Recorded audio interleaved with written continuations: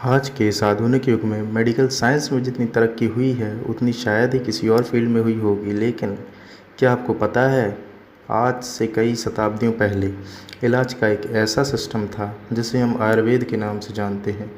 और आज इस वीडियो में हम इसी के बारे में जानेंगे। आयुर्वेद एक संस्कृत का शब्द है और ये दो शब्दों से मिलकर बना है। आयु मतलब लाइफ यानी ज़िंदगी, और वेद मतलब साइंस जिसे हम विज्ञान कहते हैं। और अगर हम इन दोनों शब्दों को जोड़ दें तो ये बनता है साइंस ऑफ लाइफ यानी ज़िंदगी की साइंस। आयुर्वेद बहुत ही पुराना माना गया है। लगभग 900 BC में इसे खोजा गया था। मतलब ये तकरीबन 5000 साल पुराना है। और इसके बारे में सबसे इंटरेस्टिंग बात यह है कि Ayurveda Indian system of medicine में आता है। और आज भी आयुर्वेद में ऐसे रहस्य हैं जो लाइलाज बीमारी यानी अनक्योरेबल डिसीज़ को भी ठीक कर सकते हैं। अब आपके मन में एक सवाल आया होगा कि ये आया कहाँ से है और इसका ओरिजिन क्या है। तो मैं आपको बता दूं कि ये अथर्ववेद का पार्ट है।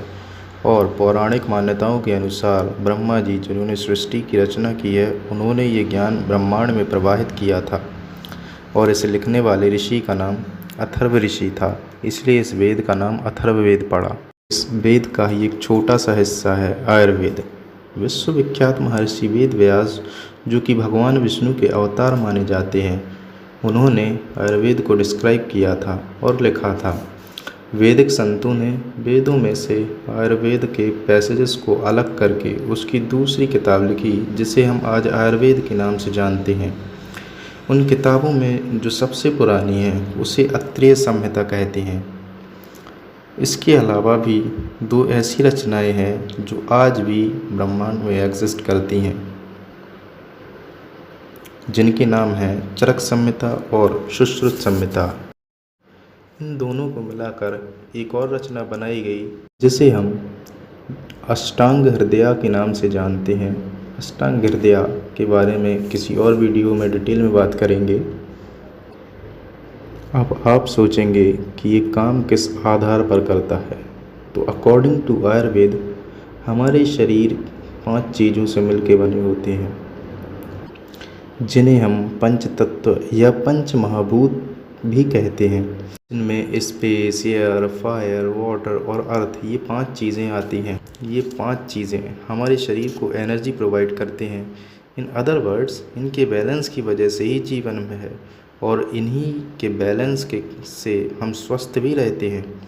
ये पंच महाभूत एक दूसरे से मिलके त्रिदोष को जन्म देते हैं, जिनके नाम हैं वात दोष, पित्त दोष और कफ दोष। इन्हीं 3 त्रिदोषों पर ही मनुष्य की प्रकृति भी निर्धारित होती है, जैसे गुस्से वाला व्यक्ति, शांत स्वभाव वाला व्यक्ति।